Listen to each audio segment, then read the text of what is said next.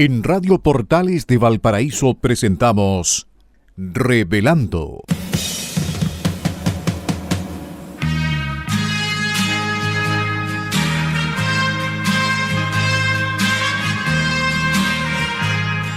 Un programa donde se abordan temas de actualidad, contingencia y la agenda cultural de la zona. Entrevistas del ámbito nacional e internacional. Revelando es presentado y auspiciado por Asofar AG, Asociación de Oficiales de la Armada de Chile en Retiro, Asociación Gremial. Con ustedes, Revelando en Radio Portales de Valparaíso.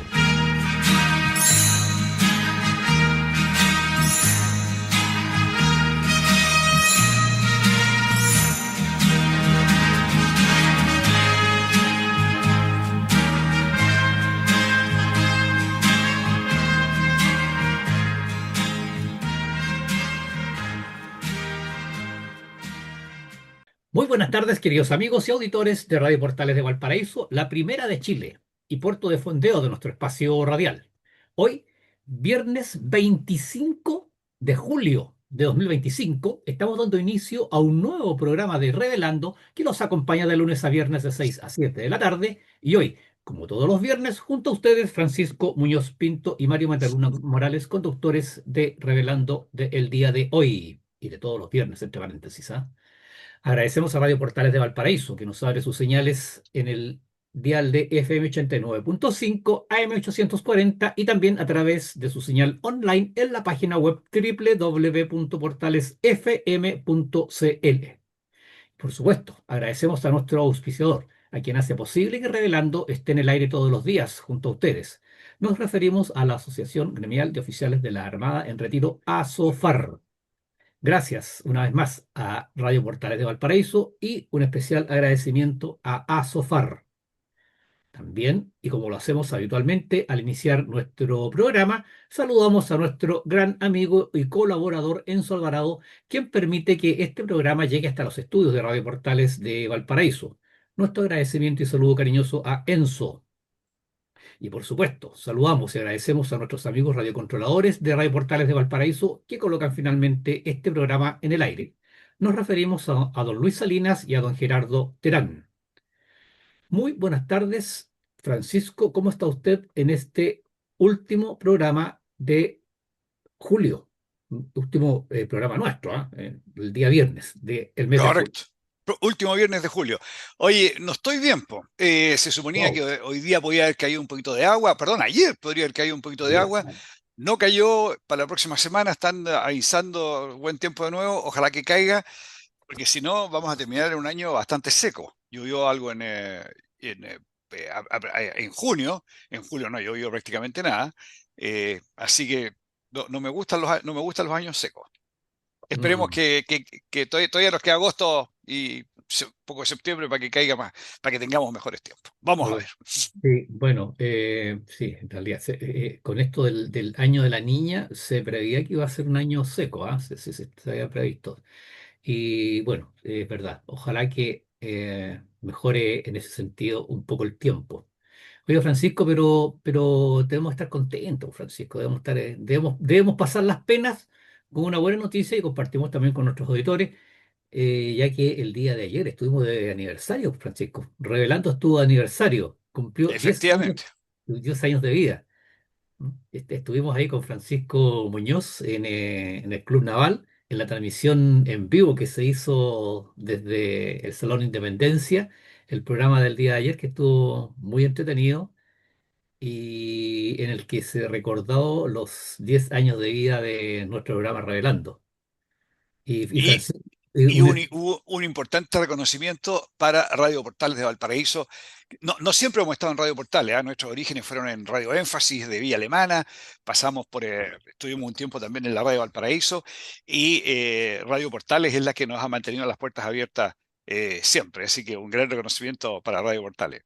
así es. Y un especial saludo o reconocimiento a Francisco Muñoz, porque Francisco Muñoz es de los fundadores del programa Revelando. Francisco, usted estuvo desde los inicios en los inicios del programa ya hace Muchas 10 años gracias. atrás. En ese tiempo, o sea, no teníamos idea de cómo era esto. Radio Énfasis, muy agradecidos con Radio Énfasis de Vía Alemana, nos abrió la puerta y nos permitió pagar el noviciado con ellos. No teníamos capacidades técnicas, eh, pero salimos adelante. Y los 10 años y avanzando. Sí, perfecto. Sí, fue una linda celebración la del día de ayer y también un reconocimiento a Enzo Alvarado y ¿cómo se llama el otro muchacho, el técnico? Oh, se me fue en este minuto. Terán, Ahí nos va a soplar seguramente Luis Marcelo Salinas y Sagredo. Gerardo Terán. No, Marcelo Sagredo. No, no, Ah, ayer. ya, ya, Me perdón, refiero a ya, ya. a la transmisión que se hizo desde el Club Naval, el programa Ah, antiguo ya, ya, del ya. Club Naval. Sí, sí. Ahí, en nuestro Marcelo que estaba junto con Enzo trabajando en el Club Naval, sí. Enzo Alvarado, o sea, bien digo Enzo Alvarado y Marcelo Sagredo que permitieron que el programa se transmitiera desde el Club Naval, desde el Salón de Independencia del Club Naval. Así es que feliz aniversario, feliz 10 años para nuestro programa Revelando. Y ya, bueno, dicho esto, vamos entonces con las efemérides nacionales y navales de la presente semana. 20 de julio de 1769. Nace en Valdivia Camilo Enríquez González, sacerdote, escritor y político chileno, que tuvo activa participación en el proceso independentista de nuestro país. En 1790 hizo en Lima sus votos como hermano de la Orden de la Buena Muerte, y en 1811 regresa a Chile y se involucra en la vida política. Redactó la proclama de Quirino Lemaches, uno de los primeros y más importantes ensayos revolucionarios promoviendo la independencia de Chile. ¿Cómo es que se llama esto de Quirino Lemaches, Mario? Esto que se cambian las letras, porque Quirino Lemaches es Camilo Enríquez, pero desordenado, ¿no? Tiene un Sí, sí, nombre, eh, anagrama. anagrama, anagrama, Anagrama, ya. anagrama. Redactó entonces la proclama de Quirino Lemaches, uno de los primeros y más importantes ensayos revolucionarios promoviendo la independencia de Chile. El 16 de enero de 1812 comienza a dirigir La Aurora de Chile, el primer periódico cuyo primer número se publicó el 13 de febrero de ese año, por lo que se le considera el padre del periodismo nacional. Falleció en Santiago el 16 de marzo de 1825. 25 de julio de 1811. El mayor del Húsares de Galicia, José Miguel Carrera y Verdugo, después de prestar, nótese, pues después de prestar más de 20 años de servicio en el ejército de la madre patria, arriba a Valparaíso, motivado por los vientos independentistas que soplaban en Chile. Después de una dilatada carrera militar en España, vuelve a nuestra tierra y se une para consolidar el período conocido como la Patria Vieja. Carrera realizó importantes esfuerzos tendientes a organizar una marina de guerra para Chile y estableció la prensa, nombrando redactor de la Aurora de Chile a Fray Camilo Enríquez, que recordábamos en en la efeméride anterior. Redactó el primer cuerpo constitucional para el país, denominado Reglamento Constitucional de 1812. Creó la primera bandera nacional con los colores azul, blanco y amarillo e inició legalmente la docencia femenina. Quise destacar en esta efeméride, porque la redacción es esa, dice, prestó más de 20 años de servicio en el ejército de la madre patria y tuvo una dilatada carrera militar en España. Bueno, resulta que José Miguel Carrera nació en 1785 y llegó a Chile cuando tenía 26 años. O sea, es imposible que haya servido 20 años en España, digamos a España. Lo que sí es cierto es que efectivamente él fue parte del ejército español y luchó contra las fuerzas de Napoleón en aquella época. Recordemos que al final Napoleón resultó vencedor y la independencia de Chile en una gran medida fue porque el que estaba regiendo España era José Bonaparte, Pepe Botella, hermano de Napoleón. ¿Por qué estoy diciendo esto? Porque quise aprovechar esta situación para destacar el tema de toda la información que nos llega, todo lo que nos entrega la inteligencia artificial, todo lo que recibimos por WhatsApp, etcétera, etcétera. Siempre tenemos que tener un criterio personal. No podemos creer, especialmente en esta época, en este periodo de elecciones, no porque alguien escriba y nos mande algo, eso es verdad. Siempre nos tenemos que cuestionar y generarnos eh, nuestra propia idea respecto de lo que estamos viendo. Por eso quise aprovechar esto que la crónica decía que, ¿cómo se llama? José Miguel Carrera había prestado más de 20 años de servicio al gobierno español. Lo aproveché para destacar este tema. Cada uno tiene que formarse su opinión y ser crítico cuando recibe información, incluso de la inteligencia artificial, o tal vez más todavía de la inteligencia artificial. Sigo. 22 de julio de 1893. Nace en Temuco Dagoberto Godoy Fuentealba, oficial del Ejército de Chile, que el 12 de diciembre de 1918, con el grado de teniente, a bordo de la frágil aeronave Bristol de 110 caballos de fuerza, horsepower, caballos de vapor, realiza la hazaña de cruzar la cordillera de los Andes por su parte más alta, a la altura del monte Tupungato, a unos 6.300 metros de altura. En reconocimiento de este hecho excepcional, cada 12 de diciembre se conmemora el Día de la Aeronáutica Nacional. Falleció el 8 de agosto de 1960 a los 67 años de edad. 24 de julio de 1899. Inicia su primer viaje de instrucción la corbeta General Baquedano, partiendo desde el propio astillero de construcción en Inglaterra. Su itinerario fue Isla de Pascua, Vancouver, San Francisco, Honolulu, Yokohama, Nagasaki, Shanghái, Hong Kong. En este último puerto ocurrió el lamentable fallecimiento del guardiamarina Carlos Krug, afectado de una seria enfermedad. Era la primera antigüedad de su curso, y falleció está enterrado ahí ¿cómo se llama? En Hong Kong. Luego la unidad visitó los puertos de Singapur, Batavia y Sydney, regresando a Valparaíso el 28 de febrero de 1901. Extraordinario el recorrido ese que hizo la Baquedano, ¿no? 22 de julio de 1966. En la base naval de Talcahuano es bautizado el patrullero marinero Fuentealba, embarcación que recuerda al marinero que entregó la vida el 15 de agosto de 1965, intentando salvar a sus compañeros de la Janequeo, que realizaba faenas de rescate del patrullero Leucotón, varado en la bahía de San Pedro, esto es una localidad al sur de Valdivia. La nave de 830 toneladas, construida en 1944 en astilleros de Texas, Estados Unidos, alcanzó a prestar servicios por 18 años en la Armada de Chile, los que desarrolló en la tercera zona naval, como apoyo a Puerto Williams y a las icónicas lanchas torpederas. Este era conocido cariñosamente como FU. Nadie hablaba del Fuentealba, todo el mundo hablaba del FU. Oye, y recordando las lanchas torpederas, un breve paréntesis, ellos tenían un lema: vemos oportunidades donde otros ven peligro.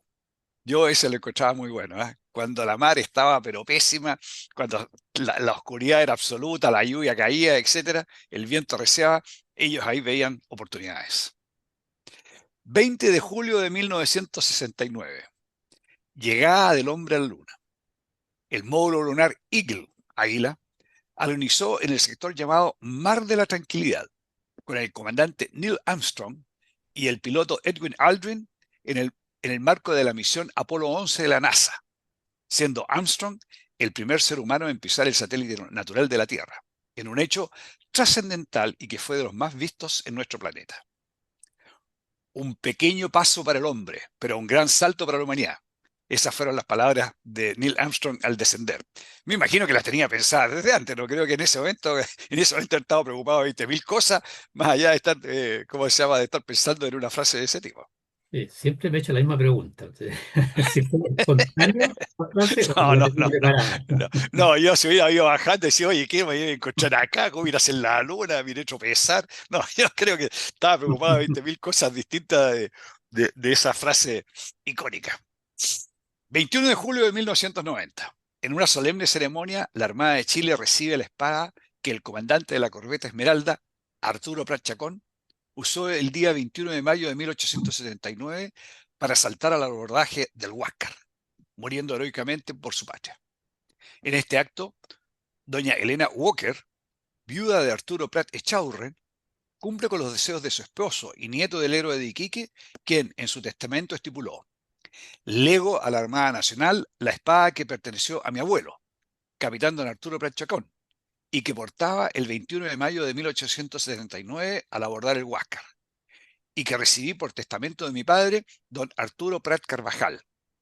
Este legado lo condiciono a que la Armada Nacional mantenga esta reliquia histórica en la Escuela Naval, en un lugar especial y exclusivo que permita resaltar su importancia histórica.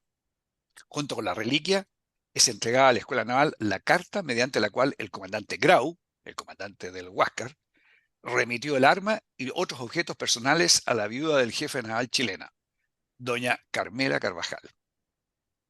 Fue un hecho muy, muy trascendente, muy emotivo y muy bonito. Mario, eso es lo que teníamos para hoy con nuestras efemérides. Y solamente agregar, Francisco, que la espada de Prat, bueno, obviamente que tiene un simbolismo tremendo para nuestro país, pero particularmente para los oficiales de Marina. Y comentar a nuestros auditores que existe una tradición muy hermosa, que es la vela de las espadas. El día anterior al egreso, cuando la ceremonia en que cuando egresamos de la Escuela Naval como oficiales de Marina, la noche anterior se hace una ceremonia que se denomina la vela de las espadas, en donde todas las espadas que vamos a recibir al día siguiente eh, son, eh, son yo diría, se hace un momento, se reflexiona junto a la espada de Prat en lo que significa, ¿no es cierto?, lo que va a ser el día siguiente, el egreso a la vida como oficiales de Marina. Es una ceremonia muy tradicional, pero muy, muy tremendamente emotiva. Vamos entonces con el primer punto de la pauta del día de hoy, que como es habitual, son las historias de Valparaíso.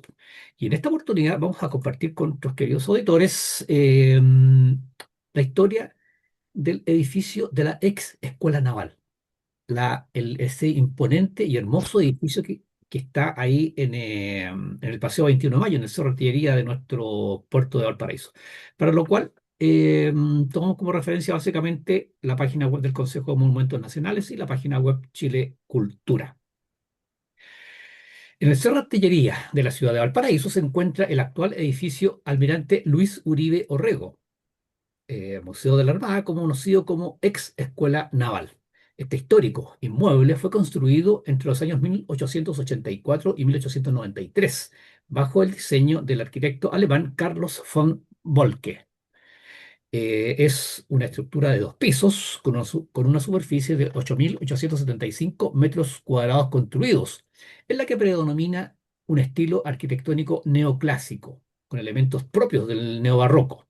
Los muros perimetrales y el primer piso son de albañilería simple de ladrillo, mientras que los interiores son de estructuras mixtas de madera y relleno de adobillo. El adobillo, entre paréntesis, es un ensamble de bloques de tierra y paja entre una tabiquería de madera. En el fondo es un sándwich. Las dos caras, ¿no es cierto?, son de madera en el interior hay esta mezcla de tierra y paja. Oye, y una gracia que tiene eso es que es una estructura más liviana. Entonces, en el segundo piso se hace algo más liviano y con eso mejor preparado para los terremotos. Y eh, la característica de aislamiento es espectacular de esa mezcla. Es muy parecido al adobe. Los entrepisos corresponden a entramados formados por viguetas de madera y la techumbre es una estructura de madera con revestimientos de planchas onduladas metálicas. Posee un patio central de gran extensión, rodeado de corredores con finas terminaciones de mármol y madera tallada. Su fin original fue la formación militar, específicamente la Escuela Naval para los futuros oficiales de la Armada de Chile. Por esta razón, destaca su tipología constructiva muy propia de la época que refleja el espíritu de una nueva manera de abordar la enseñanza a fines del siglo XIX. Dentro de la infraestructura se contempló la construcción de una piscina, gimnasio, biblioteca, sala de armas, casa del director, del subdirector y otros espacios necesarios para generar un proceso educativo integral. La construcción de este hermoso edificio en la cima del Cerro Artillería, llamado Blanca Casona por los marinos que se formaron en ella, se inició en 1884 bajo el gobierno del presidente Don Domingo Santa María. En 1886 las obras se paralizaron debido a la falta de fondos, a lo que se sumó la Guerra Civil de 1891. Terminada esta guerra, los trabajos fueron reiniciados por el gobierno de don Jorge Montt, quien designó al contraalmirante don Luis Uribe Orrego, héroe del combate naval de Iquique, como director del plantel. De ahí el nombre que tiene actualmente el edificio Almirante Luis Uribe Orrego. El almirante Uribe dirigió los trabajos que finalizaron a principios de 1893, pero la escuela fue inaugurada oficialmente el 5 de marzo de 1893 con la presencia del presidente de la República, don Jorge Montt, y las más altas autoridades, junto con la entrega de premios a los mejores alumnos del año anterior, el curso o la promoción anterior. El ascensor Artillería, inaugurado en 1893, casi junto con la Escuela Naval, fue el único funicular doble de 4 vías. Su amplia capacidad fue motivada justamente por el continuo flujo de usuarios vinculados a la Escuela Naval.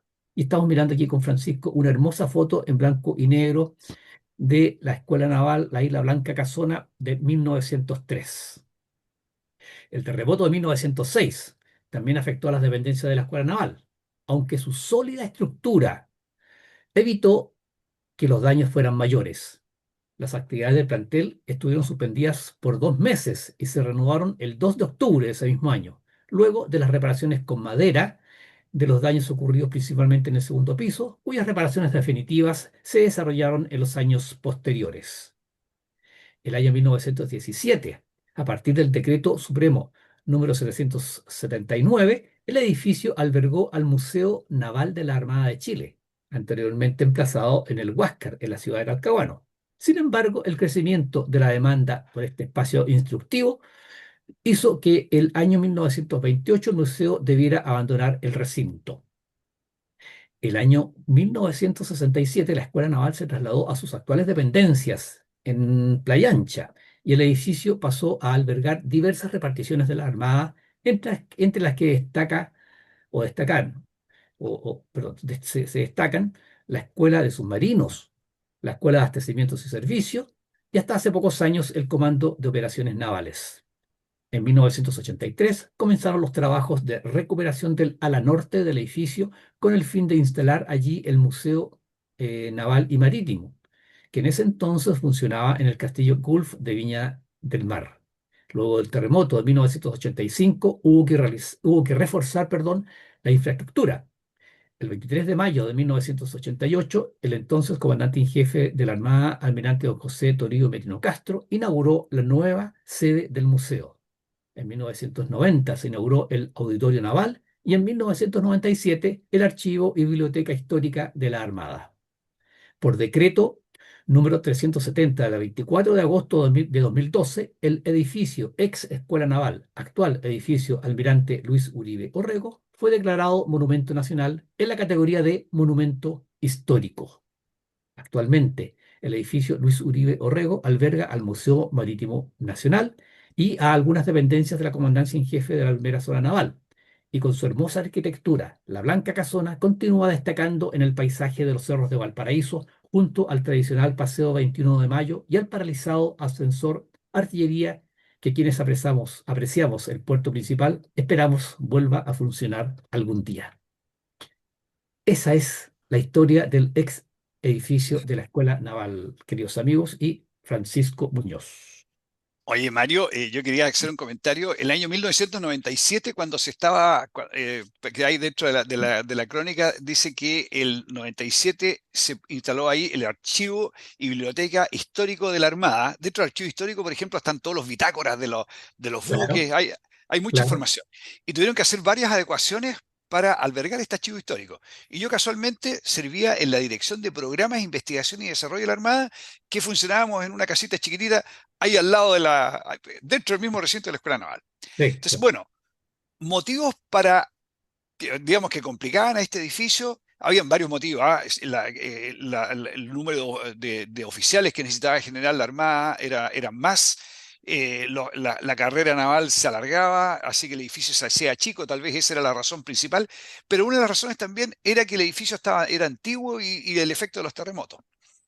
Bueno, la verdad es que los terremotos efectivamente tuvieron bastante efecto, pero, pero nunca llegaron a comprometer ¿cómo se llama?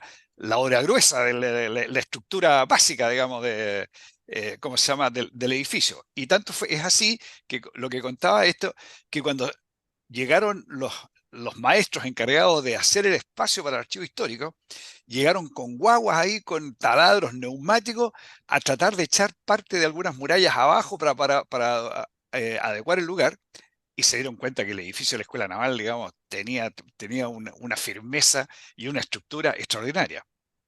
Y, digamos, dentro de este caso anecdótico, conversando con algunos oficiales que habían estado en la Escuela Naval, en esa escuela como cadete, tenían prohibido trotar en el segundo piso, porque el edificio se podía caer. Pero la verdad es que el edificio de firme es tremendamente firme. Fue una obra extraordinaria.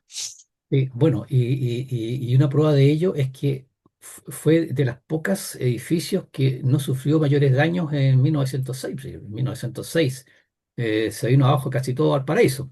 Bueno, Eh, muy Francisco, pero muy cortito. ¿Usted no alcanzó a estar ahí en la escuela? ¿O sí? Al año siguiente entré. No, La llegué, que siguiente, ya no claro, el alcanzó. cambio fue el 87, Sí, yo ya entré se el fue. 88, claro. Y ya No, se nos fue el tiempo. Iniciando el próximo bloque voy a contar una anécdota muy cortita que es bien simpática de que era una tradición ahí en la Escuela Naval Antigua. Ya, vamos entonces, Francisco, a la pausa musical y estamos de regreso enseguida en el segundo bloque de nuestro programa Revelando. Muy bien, queridos amigos, estamos de regreso para iniciar el segundo bloque de su programa Revelando.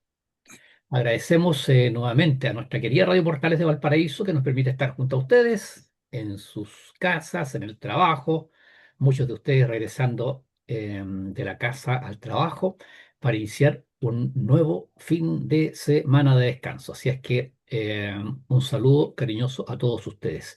Y por supuesto agradecemos a la Asociación Gremial de Oficiales de la Armada en Retiro, a SOFAR, auspiciador de nuestro programa, revelando que, como comentábamos en el primer bloque, perdón, el día de ayer, 24 de julio, cumplió 10 años de vida. Oye, muy cortito, brevemente, yo mencioné de un comentario que iba a hacer respecto de la antigua escuela naval. Es que había una tradición entre los alumnos, antiguos alumnos de la escuela naval, que era cuando uno mira el edificio, en la parte alta, en el frontis, hay un reloj. Por supuesto, toda la parte, la relojería, el mecanismo está por dentro, hay un espacio adentro, hay ¿cómo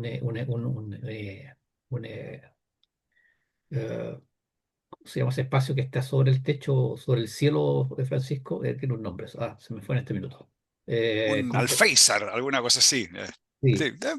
Bueno, digamos que hay un recinto donde está el reloj ahí un recinto arriba, ahí. Bueno, el en la asunto es cúpula. que, el asunto, en la cúpula, claro, el asunto es que los alumnos, por supuesto, subrepticiamente, salían de sus dormitorios. Esto lo hacían normalmente en la noche.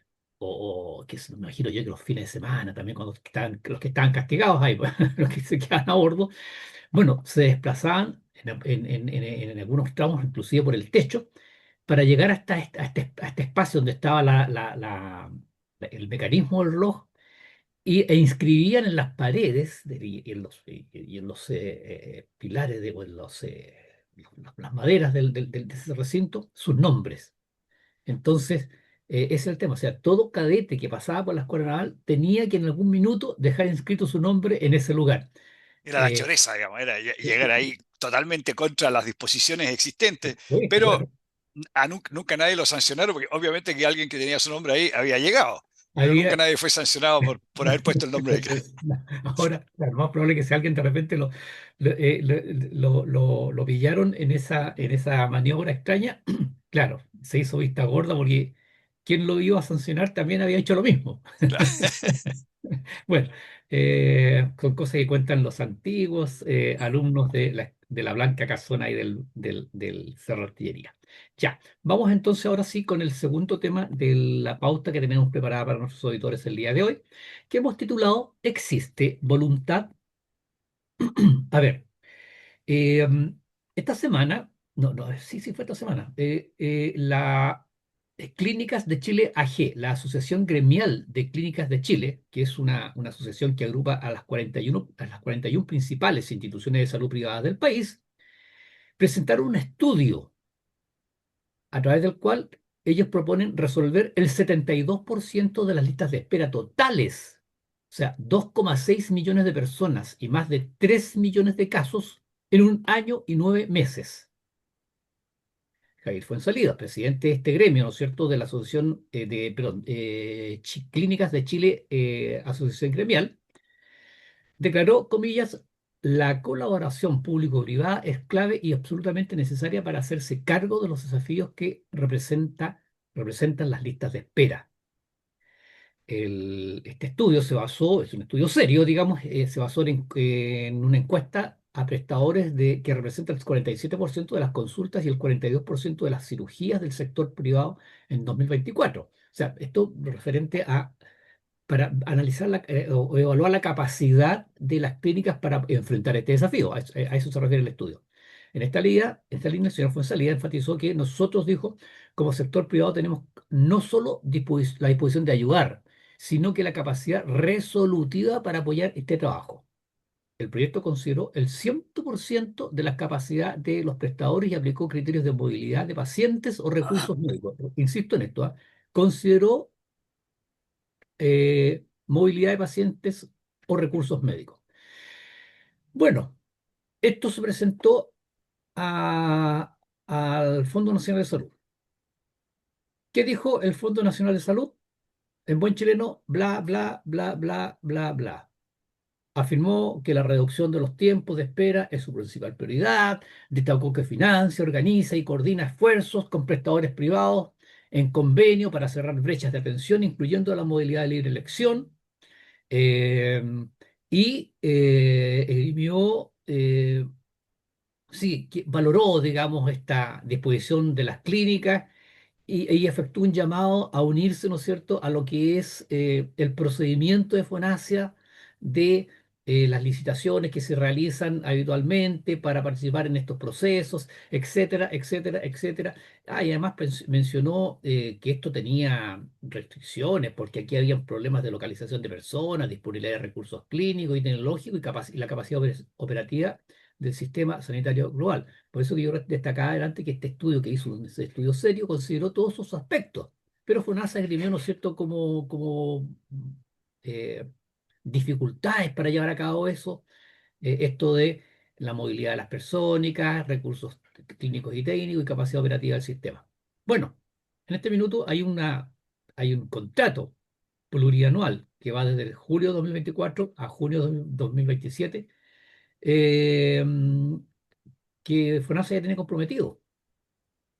Entonces, si tiene tan buena disposición, si tiene la capacidad de recurrir a el sector privado, entonces la pregunta es, ¿existe real voluntad de solucionar el tremendo problema que tenemos en salud con las listas de espera, tanto de atenciones como de cirugía? Esa es la pregunta que nos hacemos, Francisco. Sí. Quiero hacer dos comentarios, Mario. Primero, FONASA dice estar, ¿no es cierto?, como tú lo has dicho, de estar comprometida con dar una solución a las listas de espera. Pero no dice que hay un pero. Y el pero es que esta solución debe ser provista por el Estado. Sí, participan los privados, que sí o sí, vamos a llevar una licitación, pero lo que ellos quieren es que esta solución la provee el Estado. En resumen, a nuestras autoridades la ideología les pesa más que la vida de las personas. Es lamentable, pero es así. Y le Sí. pesa más la ideología que la vida de las personas, le pesa más la ideología que la educación de las personas, que la previsión social de las personas, que el desarrollo de infraestructura del país, etcétera, etcétera. Ellos prefieren frenar el país antes de darle mayor posibilidades de participación al mundo privado. Ese es un punto, ¿eh? Y el otro punto que está muy relacionado, que quiero comentar, es el tema, porque esto está muy vinculado con el asunto de la igualdad. Y la vocera de gobierno hace un tiempo atrás, Camila Vallejo, ¿no es cierto?, esto de la igualdad lo sintetizó muy bien en pocas palabras. Prefiero que seamos pobres, pero Todos pobres, iguales. Todos todos pobres, pobres, pero iguales. pero iguales, claro. Y en esa lucha por la igualdad, igualdad que es inalcanzable porque va en contra de la naturaleza humana. Yo nunca voy a ser igual a ti, Mario, ni voy a ser nunca igual a ti, Enzo. Somos distintos, somos esencialmente distintos. Pero en esta lucha por la igualdad nos vamos empobreciendo, porque el método que tienen para llegar a ser iguales es que vayamos siendo cada día más pobres. Y nos parecemos, o digamos, o vamos a camino, o si queremos tomar un modelo, miremos a Cuba, miremos a Venezuela. Esa es una maximización, no es perfecta, pero es una maximización de la pobreza. Porque para lograr la igualdad tenemos que ser tremendamente pobres. Pero como digo, eso nunca va a ser. Y yo pienso personalmente, yo no quiero ser igual a nadie. Yo quiero tener mi propio proyecto de vida. Yo no quiero ser igual al señor que vive debajo del puente, ni quiero ser igual al señor más rico de Chile. No me interesa el dinero del señor más rico de Chile, ni me interesa la vida del señor que vive bajo el puente. Me interesa mi proyecto de vida. Y para eso lo que requiero no es igualdad. Para eso lo que requiero es libertad. Y que el Estado no me ayude regalando mis miserias. Yo quiero que el Estado me ayude permitiéndome desempeñarme libremente dentro de nuestra sociedad. Bueno, tristemente, queridos amigos, eh, esta es una muestra más, como dice Francisco, de que la ideología pesa más.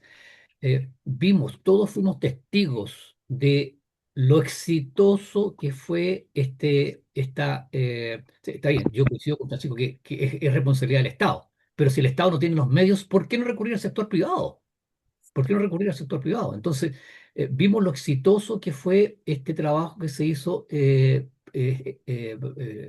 salud pública y privada para enfrentar la pandemia con tremendo éxito. Entonces, ¿por qué no hacer lo mismo ahora? Pero decididamente, decididamente. Uno hubiese esperado que tras este estudio que realizó la Asociación Gremial Clínicas de Chile, hubiese habido una reacción inmediata y una reacción de aceptación absoluta. Que bueno, muchas gracias, lo vamos a tomar en cuenta, vamos a ver, vamos a buscar la forma de materializar esto en beneficio de todos los chilenos. Pero la respuesta de FONASA, impresionante. Que ellos están preocupados del tema, de que tienen su procedimiento, sus mecanismos, que agradecemos la buena voluntad, pero pónganse a la cola de la burocracia, pónganse a la cola de la burocracia eh, y esperen las próximas licitaciones y postulen, etcétera. Si eso no es lo que está proponiendo la Asociación Gremial de Clínica de Chile, la Asociación Gremial de Clínica está proponiendo, terminemos con este problema ahora ya, en un año y, ¿cuánto decía? Y 9 meses, en un año y 9 meses. No lo dice acá, pero el valor por el que cuesta esto es tremendamente abordable, considerando el presupuesto que tiene la salud en Chile. Entonces, qué lamentable que, tal como dijo Francisco, que nuestras autoridades, ¿no es cierto?, en ellas prevalezca la ideología antes que el bien común de todos los chilenos. Eso pues, vamos entonces con el próximo tema de la pauta que hemos titulado consecuencia política, perdón, consecuencia política. A ver, eh, continúa la encrucijada de la democracia cristiana. Ahora, este sábado, eh, el Partido de la Democracia Cristiana va a tener una junta nacional en la cual van a tener que decidir sus posturas respecto de la candidata Janet Jara del oficialismo, que fue elegida democráticamente, digámoslo, en una primaria. Eh, la candidata Jara dijo que iba a esperar con respeto la resolución del partido de apoyarla o no, y que no solamente era clave para las elecciones de noviembre desde el punto de vista presidencial, sino que también parlamentario. Eso ya lo advirtió la diputada Jara. Bueno, recordemos, queridos amigos, que cuando fue elegida la candidata del Partido Comunista, Janet Jara, para representar al oficialismo en las próximas elecciones presidenciales, el presidente de la democracia cristiana, el diputado Alberto Undurraga, expresó públicamente que no va a apoyar a la candidata Jara. Inclusive, es más, dejó la puerta abierta en presentar una candidatura independiente del partido a la elección presidencial. Eh, bueno, perdón, y además, esta semana, los días estaba bien, anteayer, el día miércoles, en un comentario, no descartó dejar su cargo como presidente del partido si la democracia cristiana decidía apoyar, respaldar a la diputada Jara. Entonces, a ver, la pregunta que nos hacemos nosotros históricamente, ¿qué hace la democracia cristiana apoyando al Partido Comunista? Sabemos que eso es agua y aceite, pero lo que queremos destacar con este comentario, queridos amigos, es el egoísmo y lo que es la desesperación por aferrarse al poder. O sea, definitivamente es agua y aceite, pero continúan conviviendo en pos de una elección, en pos de mantener cupos en el Congreso, en pos de mantener cupos en un gobierno, mantener ministros, mantener subsecretarios, mantener a miles de apoderadores políticos trabajando en el Estado. Eh, Celebramos, yo la verdad es cosa que celebramos la postura del señor Undurraga, que él dice que si este sábado la democracia cristiana decide apoyar a la candidata comunista Jara, él va a dejar la presidencia del partido. Pero desgraciadamente existen muchos demócratas cristianos que ahora es al contrario, no... em, no son consecuentes con su pensamiento, no son consecuentes con lo que ellos piensan políticamente, socialmente, inclusive desde el punto de vista religioso, democracia cristiana, eh, y se unen a un partido que es absolutamente antagónico a su forma de pensar. Ahora, Mario, la democracia cristiana chilena, ¿eh? Porque la democracia cristiana en el mundo tiene otra orientación, la democracia cristiana chilena es un partido político de izquierda. Al menos desde el año 1990, digamos, a contar del gobierno militar, la democracia cristiana se ubicó en la izquierda. Y el día que Michelle Bachelet le abrió la puerta al Partido Comunista, cuando creó la coalición, la nueva mayoría, ¿ya? La democracia cristiana tomó la decisión de mantenerse en esa coalición, a pesar de que ellos con el Partido Comunista no tenían absolutamente nada en común o tenían muy poco en común. Y yo creo que ahí partió el comienzo del fin de la democracia cristiana. Yo no sé si acaso van a lograr revertir algo, van a hacer algo para, para cambiar la tendencia, pero con eso la democracia cristiana pasó a ser el vagón de cola de esa coalición de gobierno y como decías tú, por no querer perder los cargos que eso implicaba, pusieron en peligro su identidad y su existencia. Así que yo creo que la democracia cristiana está en una condición muy, muy, muy precaria. Pero yo creo que si ellos tomaran la decisión de salvar al partido, más que salvar los cargos, Claro. yo creo que lo podrían hacer, ¿eh?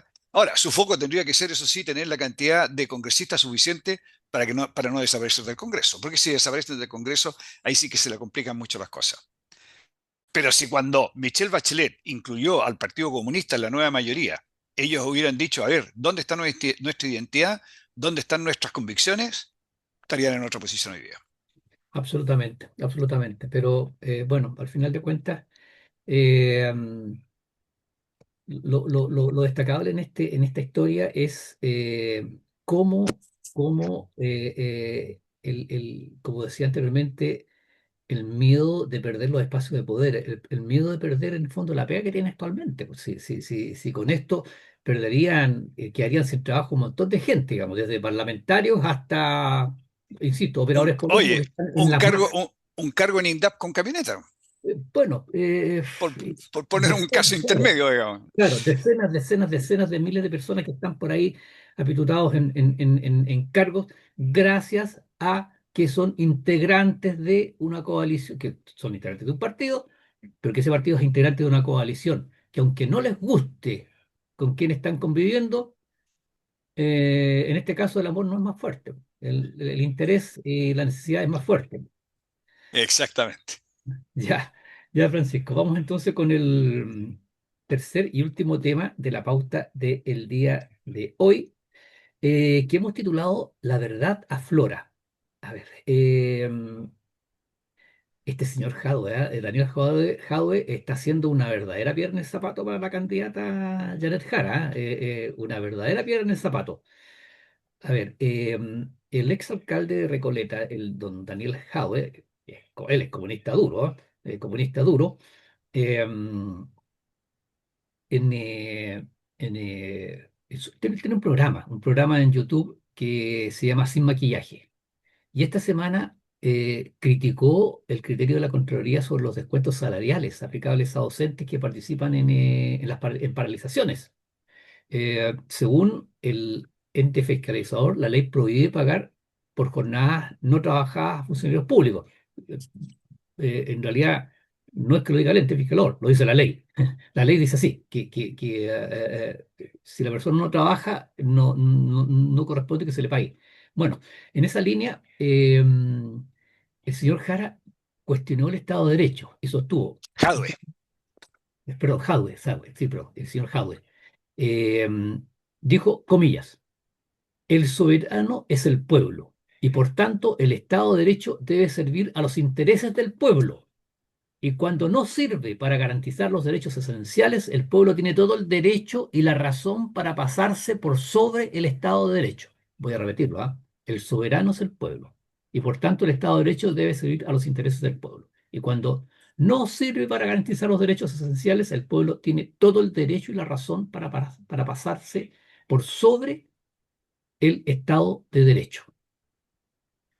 Plop, plop. Bueno, está reflejado, pero absolutamente lo que es la ideología comunista. Ahora, el punto es el siguiente. El punto es que se le preguntó de inmediato a la candidata Janet Jara qué pensaba de lo que había dicho su compañero Jadwe.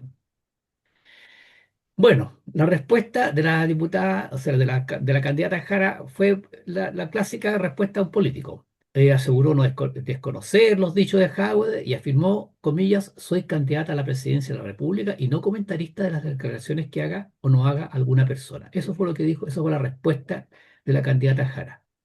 Entonces, la candidata Jara, en esta nueva faceta que ella está demostrando, entre comillas, esta nueva faceta que ha dado a conocer, ¿no es cierto?, de ser una socialdemócrata. Perdón, ¿su respuesta es eso? Yo no soy, yo soy candidato presidencial y no soy comentarista. ¿O debió haber sido, estoy en absoluto desacuerdo? No sé si lo dijo, pero si lo dijo, estoy en absoluto desacuerdo. El Estado de Derecho no puede ser pasado a llevar por nadie. Si no hay Estado de Derecho, entonces entramos en la ley de la selva, pues. Volvemos a la época de las cavernas. Bueno, pero eh, de ahí va, ¿no es cierto? A eso se debe la verdad aflora. Porque en estas instancias cruciales en donde se pone contra la espada y la pared, vemos que la candidata Jara, por supuesto, eh, ahí en ese caso el amor es más fuerte de su ideología. Y no es capaz, ¿no es cierto?, de darle un portazo absoluto, definitivo y rotundo a los dichos del señor Howard, Oye, Janet Jara fue candidata a alcaldesa por Conchalí, me parece que es. Entiendo que es Conchalí. me ¿Ya? parece. Y perdió. El alcalde, el que fue reelecto alcalde, el alcalde de Conchalí, él en una entrevista dijo, lo que pasa es que Janet Jara era una comunista demasiado ideologizada. Y eso la llevó a perder la campaña. O sea, Claro. Janet Jara aprendió la lección y ahora está tratando de mimetizarse como lo que no es. Porque sabe que como comunista es difícil, se complica ganar una elección. Ahora, yo creo que Presentándose tal como es, digamos. tal como es, claro. Para mí, Janet Jara es tan comunista como Daniel Jadwe. Comparten exactamente la misma idea. La diferencia entre Jara y Jadwe es que Jara tiene la capacidad de mimetizarse como otra cosa, como una izquierda más blanda, etcétera, etcétera. Porque ella sabe que si se muestra como es, pierde voto. En cambio, Daniel Jadwe no se resiste y Daniel Jadwe se muestra tal como realmente es. Que ojalá Janet Jara lo hiciera de la misma manera, porque el ideal es que si alguien quiere después implantar unas ideas, bueno, que su candidatura sea basada en esas ideas y no en una postura de conveniencia, tal como lo hizo Gabriel Boric en su campaña electoral para ser candidato a presidente. Ahora, pensando en Jadwe, yo creo que en el caso de Jadwe aplica esta historia de ¿cómo se llama? La rana con el escorpión, que se está Claro. inundando y el escorpión le pide a la rana que la saque. Entonces la rana le dice, no, porque tú me vayas a picar. No, pero ¿cómo te voy a picar si, ¿cómo se llama? Si tú me estás salvando y si acaso yo te pico, vamos a morir los dos. Y están en la mitad del trayecto para salir de la isla, del lugar donde estaban, y el escorpión la picó a la rana, y la rana la mira y le dice, pero ¿por qué, escorpión, si vamos a morir los dos? Querida rana, está en mi esencia, está en mi naturaleza, yo no puedo actuar de otra manera. Y Jara, porque, o sea, Jadwe sabe que eso le hizo perder la campaña con Boric, pero está en su esencia.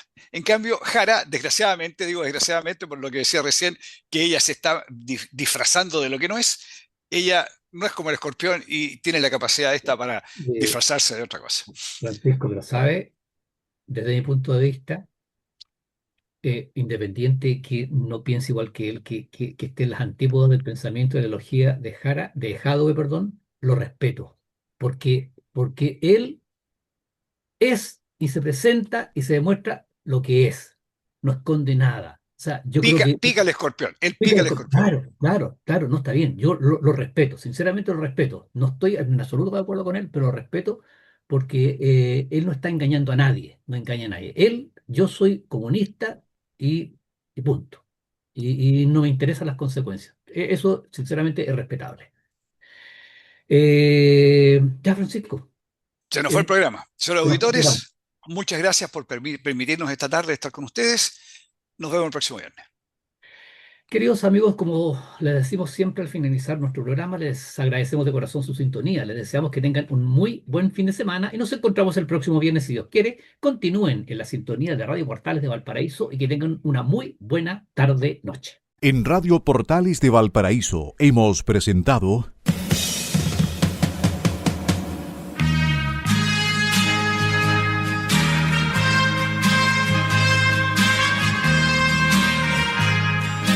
Revelando, un programa donde se abordan temas de actualidad, contingencia, entrevistas del ámbito nacional e internacional.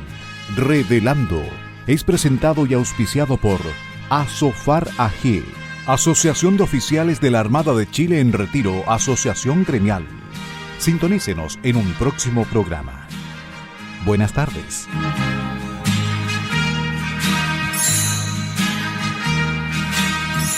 Las opiniones vertidas en este programa son de exclusiva responsabilidad de quienes las emiten y no representan necesariamente el pensamiento de Radio Portales de Valparaíso,